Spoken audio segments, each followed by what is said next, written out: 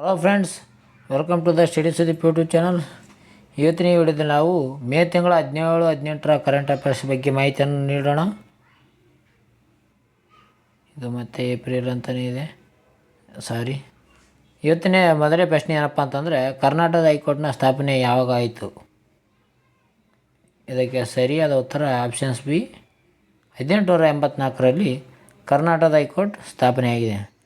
ಯಾಕಪ್ಪ ಈ ನ್ಯೂಸ್ ಕೇಳಿದಾರಪ್ಪ ಅಂತಂದರೆ, ನ್ಯೂಸ್ ನೋಡೋದಾದರೆ ಕನ್ನಡಿಗ ಸುಪ್ರೀಂ ಕೋರ್ಟ್ನ ಜಡ್ಜ್ ಆಗಿರುವ ಎ.ಎಸ್. ಬೋಪಣ್ಣ ಅವರು ನಿವೃತ್ತಿಯನ್ನು ಹೊಂದಿದ್ದಾರೆ ಇತ್ತೀಚೆಗೆ. ಕರ್ನಾಟಕದ ಮೂಲದ ಸುಪ್ರೀಂ ಕೋರ್ಟ್ ನ್ಯಾಯಾಧೀಶರಾಗಿರುವ ನ್ಯಾಯಮೂರ್ತಿ ಎ.ಎಸ್. ಬೋಪಣ್ಣರವರು ಶುಕ್ರವಾರದಂದು ನಿವೃತ್ತರಾದರು. ಯಾರು? ಎ.ಎಸ್. ಬೋಪಣ್ಣ. 1958ರ ಮೇ ತಿಂಗಳಿನಲ್ಲಿ ಜನಿಸಿದ ಬೋಪಣ್ಣರವರು 1984ರಲ್ಲಿ ವಕೀಲರಾಗಿ ಸೇವೆ ಆರಂಭಿಸಿದರು. ಬಳಿಕ ಹೆಚ್ಚುವರಿ ನ್ಯಾಯಾಧೀಶರಾಗಿ ನೇಮಕಗೊಂಡಿದ್ದರು. ಇವರು ಯಾರು? ಬೋಪಣ್ಣ ಅವರು, ಎ.ಎಸ್. ಬೋಪಣ್ಣ ಅವರು ಇತ್ತೀಚೆಗೆ ನಿವೃತ್ತಿಯನ್ನು ಹೊಂದಿದ್ದಾರೆ. ಕರ್ನಾಟಕದ ಹೈಕೋರ್ಟ್ ಬಗ್ಗೆ ನೋಡೋದಾದರೆ, ಕರ್ನಾಟಕ ಹೈಕೋರ್ಟ್ ಇದು ಸಾಮಾನ್ಯವಾಗಿ ಕರ್ನಾಟಕ ಹೈಕೋರ್ಟನ್ನು ಹಿಂದೆ ಏನಂತ ಕರೀತಿದ್ರು ಅಂದರೆ ಮೈಸೂರು ಹೈಕೋರ್ಟ್ ಎಂದು ಕರೆಯಲಾಗುತ್ತಿತ್ತು. ಹಿಂದೆ ಮೈಸೂರು ಹೈಕೋರ್ಟ್ ಎಂದು ಕರ್ನಾಟಕ ಹೈಕೋರ್ಟನ್ನು ಕರೆಯುತ್ತಿದ್ದರು. ಈ ಕರ್ನಾಟಕ ಹೈಕೋರ್ಟ್ ಸ್ಥಾಪನೆಯಾಗಿದ್ದು 1884ರಲ್ಲಿ. ಹೈಕೋರ್ಟ್ ಸ್ಥಾಪನೆಯಾಗಿದೆ ಯಾವಾಗ ಅಂದರೆ 1884ರಲ್ಲಿ. ಇದರ ಇರುವ ಸ್ಥಳ ಬೆಂಗಳೂರು. ಹೈಕೋರ್ಟ್ನ ಪ್ರಸ್ತುತ ಮುಖ್ಯ ನ್ಯಾಯಾಧೀಶರು ನಿಲಯ್ ವಿಪಿನ್ ಚಂದ್ರ ಹಜಾರಿ ಅವರು ಹೈಕೋರ್ಟ್ನ ಮುಖ್ಯ ನ್ಯಾಯಾಧೀಶರಾಗಿದ್ದಾರೆ. ಇದರ ಅಧಿಕಾರಾವಧಿ ಎಷ್ಟಿರುತ್ತೆ ಅಂದರೆ 62 ವರ್ಷಗಳು ಇರುತ್ತೆ. ಹೈಕೋರ್ಟ್ನ ಅಧಿಕಾರಾವಧಿ 62 ವರ್ಷಗಳಿರುತ್ತವೆ ಫ್ರೆಂಡ್ಸ್. ಅದೇ ರೀತಿ ಮುಂದಿನ ಪ್ರಶ್ನೆ ನೋಡೋದಾದರೆ, ಮೊದಲ ಬಾರಿಗೆ ವಿಶ್ವ ಹೈಡ್ರೋಜನ್ ಶೃಂಗಸಭೆಯು ಯಾವ ದೇಶದಲ್ಲಿ ನಡೆದಿದೆ? ಇತ್ತೀಚೆಗೆ ವಿಶ್ವ ಹೈಡ್ರೋಜನ್ ಶೃಂಗಸಭೆಯನ್ನು ಆಚರಣೆ ಮಾಡಲಾಯಿತು. ಯಾವ ದೇಶದಲ್ಲಿ ಇತ್ತೀಚೆಗೆ ನಡೆಯಲಾಗಿದೆ ಅಂತ ಕೇಳಲಾಗಿದೆ. ಪ್ರಶ್ನೆಗೆ ಸರಿಯಾದ ಉತ್ತರ ನೆದರ್ಲ್ಯಾಂಡ್. Option C, Netherland.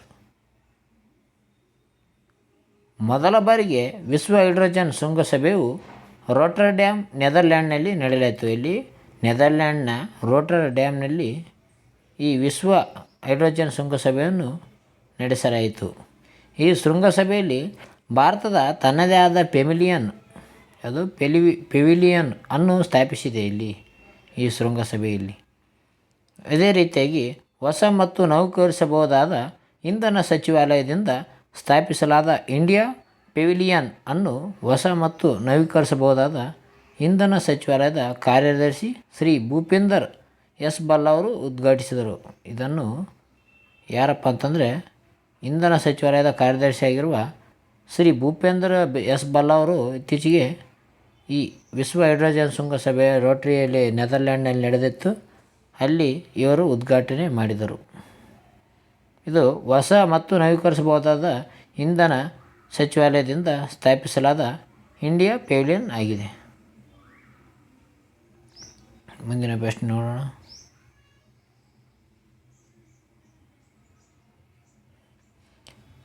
ಜಗತ್ತಿನ ಮೊದಲ 6G ಸಾಧನವನ್ನು ಅನಾವರಣಗೊಳಿಸಿದ ದೇಶ ಯಾವುದು?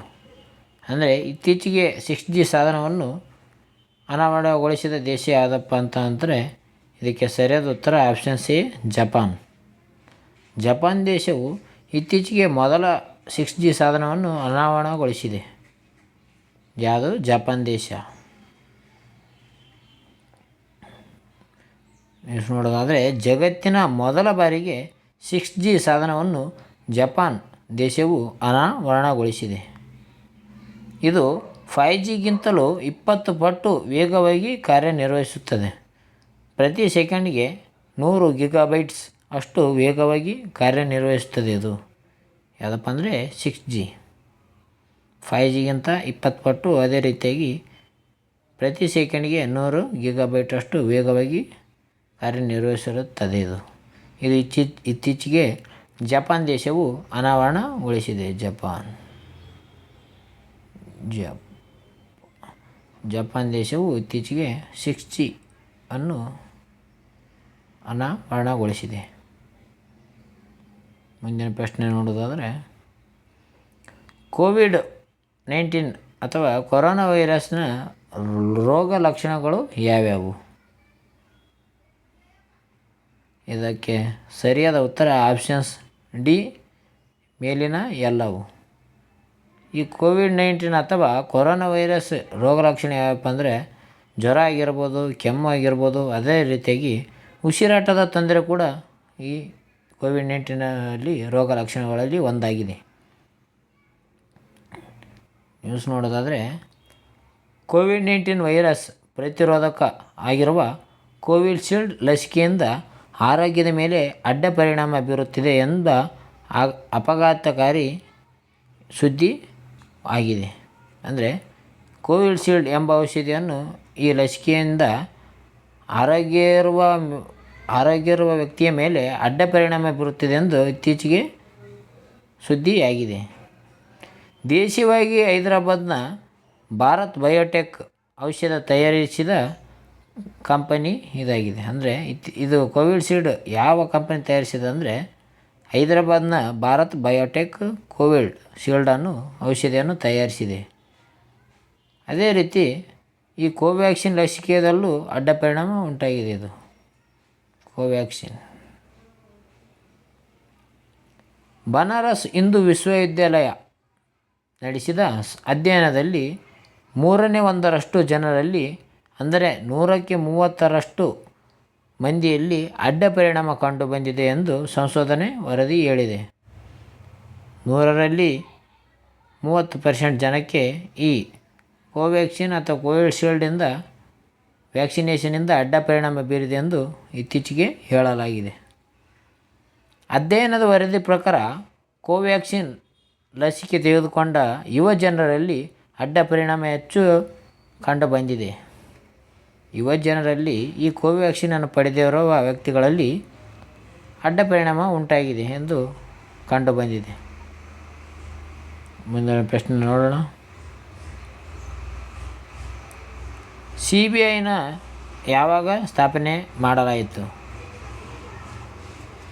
CBIಯನ್ನು ಇತ್ತೀಚೆಗೆ ಯಾವಾಗ ಸ್ಥಾಪನೆ ಮಾಡಲಾಯಿತು ಅಂತ ಕೇಳಿದ್ದಾರೆ. ಇದಕ್ಕೆ ಸರಿಯಾದ ಉತ್ತರ 1963 CBI ಸ್ಥಾಪನೆಯನ್ನು ಮಾಡಲಾಯಿತು. ನ್ಯೂಸ್ ನೋಡೋದಾದರೆ, CBI ಹೆಚ್ಚುವರಿ ನಿರ್ದೇಶಕರಾಗಿ ಕೃಷ್ಣ ವೇಣುಗೋಪಾಲ್ ಅವರನ್ನು ನೇಮಕ ಮಾಡಲಾಗಿದೆ.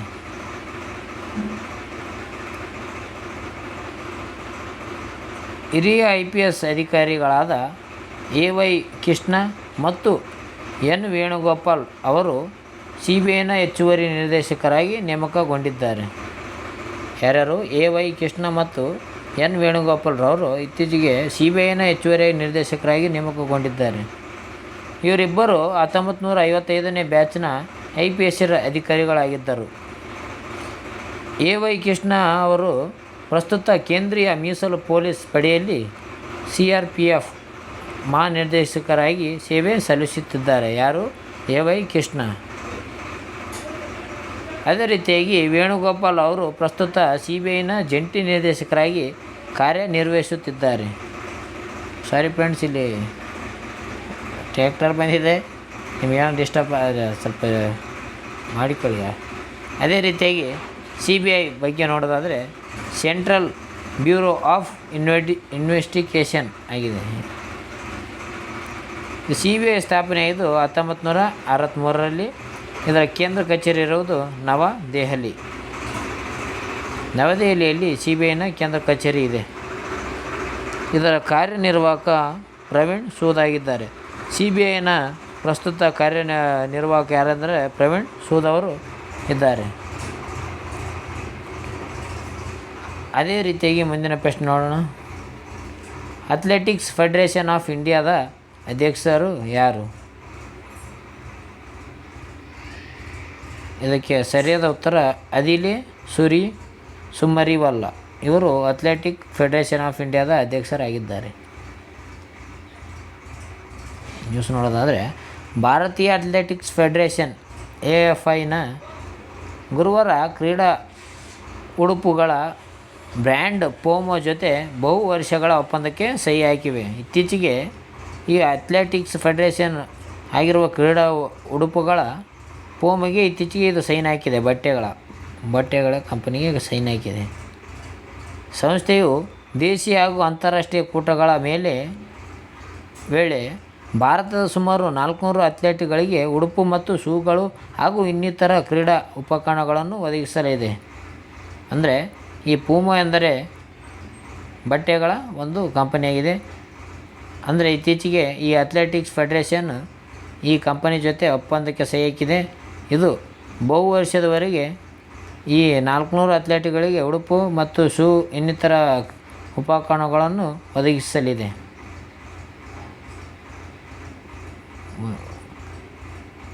ಅಥ್ಲೆಟಿಕ್ಸ್ ಫೆಡರೇಷನ್ ಆಫ್ ಇಂಡಿಯಾದ ಬಗ್ಗೆ ನೋಡೋದಾದರೆ AFI ಇದು ಭಾರತದಲ್ಲಿ ಅಥ್ಲೆಟಿಕ್ಸ್ ಕ್ರೀಡೆಯ ರಾಷ್ಟ್ರೀಯ ಆಡಳಿತ ಮಂಡಳಿಯಾಗಿದೆ. ಇದು ಸ್ಥಾಪನೆಯಾಗಿದ್ದು 1946ರಲ್ಲಿ ಸ್ಥಾಪನೆಯಾಗಿದೆ. ಇದರ ಕೇಂದ್ರ ಕಚೇರಿ ಇರೋದು ನವದೆಹಲಿ. ಅಥ್ಲೆಟಿಕ್ಸ್ ಫೆಡರೇಷನ್ ಆಫ್ ಇಂಡಿಯಾದ ಅಧ್ಯಕ್ಷರು ಅದಿಲೆ ಸುಮರಿವಾಲಾ. ಇವರು ಅಥ್ಲೆಟಿಕ್ಸ್ ಫೆಡರೇಷನ್ ಆಫ್ ಇಂಡಿಯಾದ ಅಧ್ಯಕ್ಷರಾಗಿದ್ದಾರೆ. ಉಪಾಧ್ಯಕ್ಷರು ಅಂಜು ಬಾಬಿ ಜಾರ್ಜ್ ಆಗಿದ್ದಾರೆ. ಅಥ್ಲೆಟಿಕ್ಸ್ ಫೆಡರೇಷನ್ ಆಫ್ ಇಂಡಿಯಾದ ಉಪಾಧ್ಯಕ್ಷರು ಅಂಜು ಬಾಬಿ ಜಾರ್ಜ್. ಇದರ ಕಾರ್ಯದರ್ಶಿ ರವೀಂದರ್ ಚೌಧರಿ ಅವರು ಇದರ ಕಾರ್ಯದರ್ಶಿ ಆಗಿದ್ದಾರೆ. ಅದೇ ರೀತಿಯಾಗಿ ಇವತ್ತಿನ ಒನ್ಲೈನರ್ಸ್ ನೋಡೋಣ. ಒನ್ಲೈನ್ಸ್ ನೋಡೋದಾದರೆ 74ನೇ ರಾಷ್ಟ್ರೀಯ ಕಿರಿಯರ ಬಾಸ್ಕೆಟ್ಬಾಲ್ ಚಾಂಪಿಯನ್ಶಿಪ್ನ ಮಹಿಳೆಯರ ವಿಭಾಗದಲ್ಲಿ ಕರ್ನಾಟಕ ತಂಡ ಚಾಂಪಿಯನ್ ಆಗಿ ಹೊರಹೊಮ್ಮಿದೆ. ಇತ್ತೀಚೆಗೆ 74ನೇ ರಾಷ್ಟ್ರೀಯ ಕಿರಿಯರ ಬಾಸ್ಕೆಟ್ಬಾಲ್ ಚಾಂಪಿಯನ್ಶಿಪ್ಪನ್ನು ಕರ್ನಾಟಕ ತಂಡ ಗೆದ್ದಿದೆ. ಅದೇ ರೀತಿಯಾಗಿ ರನ್ನರ್ ಅಪ್ ಆದ ತಂಡ ಯಾವುದಪ್ಪ ಅಂದರೆ ಅದು ಪಂಜಾಬ್ ತಂಡ. ಪಂಜಾಬ್ ರಾಜ್ಯವು ರನ್ನರ್ ಅಪ್ ಆಗಿದೆ ತಂಡ. ಕರ್ನಾಟಕ 74ನೇ ರಾಷ್ಟ್ರೀಯ ಕಿರಿಯರ ಬಾಸ್ಕೆಟ್ಬಾಲ್ ಚಾಂಪಿಯನ್ಶಿಪ್ ಆಗಿದೆ.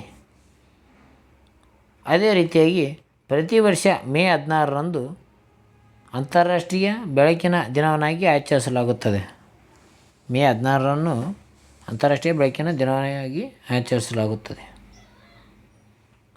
ಅದೇ ರೀತಿಯಾಗಿ ಇತ್ತೀಚೆಗೆ ಸುದ್ದಿಯಲ್ಲಿ ಕಾಣಿಸಿಕೊಂಡಿರುವ ಮಣಿಕ್ ಬಾತ್ರಾ ಅವರು ಟೇಬಲ್ ಟೆನ್ನಿಸ್ ಆಟಕ್ಕೆ ಸಂಬಂಧಿಸಿದ್ದಾರೆ. ಯಾರು? ಮಣಿಕ್ ಬಾತ್ರಾ. ಎಕ್ಸಾಮಲ್ಲಿ ಕೇಳ್ಬೋದು, ಮಣಿಕ್ ಬಾತ್ರಾ ಅವರು ಯಾವ ಆಟಕ್ಕೆ ಸಂಬಂಧಿಸಿದ್ದಾರೆ ಅಂದರೆ ಇವರು ಟೇಬಲ್ ಟೆನ್ನಿಸ್ ಆಟಕ್ಕೆ ಸಂಬಂಧಿಸಿದ್ದಾರೆ ಎಂದು ಸರಿಯಾದ ಉತ್ತರವನ್ನು ನೀಡಬೇಕು. ಅದೇ ರೀತಿಯಾಗಿ 2024ರ ಗ್ಲೋಬಲ್ ಎಕ್ಸಲೆನ್ಸ್ ಪ್ರಶಸ್ತಿಯನ್ನು ಪಡೆದವರು ಯಾರಪ್ಪ ಅಂತಂದರೆ ಚಂದ್ರಕಾಂತ್ ಸತೀಜ್. ಈ ಚಂದ್ರಕಾಂತ್ ಸತೀಜ್ ಅವರು 2024ರ ಗ್ಲೋಬಲ್ ಎಕ್ಸಲೆನ್ಸ್ ಪ್ರಶಸ್ತಿಯನ್ನು ಪಡೆದಿದ್ದಾರೆ. ಚಂದ್ರಕಾಂತ್ ಸತೀಜ್ ಅವರು ಈ ಎಕ್ಸಲೆನ್ಸ್ ಪ್ರಶಸ್ತಿಯನ್ನು ಪಡೆದುಕೊಂಡಿದ್ದಾರೆ. Very important. ಓಕೆ ಫ್ರೆಂಡ್ಸ್, ಇವತ್ತಿನ ಈ ವಿಡಿಯೋದಲ್ಲಿ ಇಷ್ಟೇ. ನಿಮಗೇನಾದರೂ ನಮ್ಮ ವಿಡಿಯೋ ಇಷ್ಟ ಆದರೆ ಲೈಕ್ ಮಾಡಿ, ಶೇರ್ ಮಾಡಿ, ಸಬ್ಸ್ಕ್ರೈಬ್ ಮಾಡಿ. ಅದೇ ರೀತಿಯಾಗಿ ಪಕ್ಕದಲ್ಲಿರೋ ಬೆಲ್ ಐಕನನ್ನು ಪ್ರೆಸ್ ಮಾಡೋ ಮೂಲಕ ನಾವು ಅಪ್ಲೋಡ್ ಮಾಡೋ ವಿಡಿಯೋನು ಬೇಗನೆ ನೋಟಿಫಿಕೇಷನ್ ಮುಖಾಂತರ ನೋಡಿಕೊಳ್ಳಿ. ಇದು ಏನಾದರೂ ನಿಮಗೆ PDF ಬೇಕಾಗಿದ್ದರೆ ನಮ್ಮ ಟೆಲಿಗ್ರಾಮ್ ಗ್ರೂಪ್ಗೆ ಜಾಯ್ನ್ ಆಗಿ, ಅಲ್ಲಿ ಈ PDF ನಿಮಗೆ ನೀಡಲಾಗುವುದು. ಓಕೆ ಫ್ರೆಂಡ್ಸ್, ಮುಂದಿನ ವಿಡಿಯೋದಲ್ಲಿ ಸಿಗೋಣ. ಎಲ್ಲರಿಗೂ ಬಾಯ್.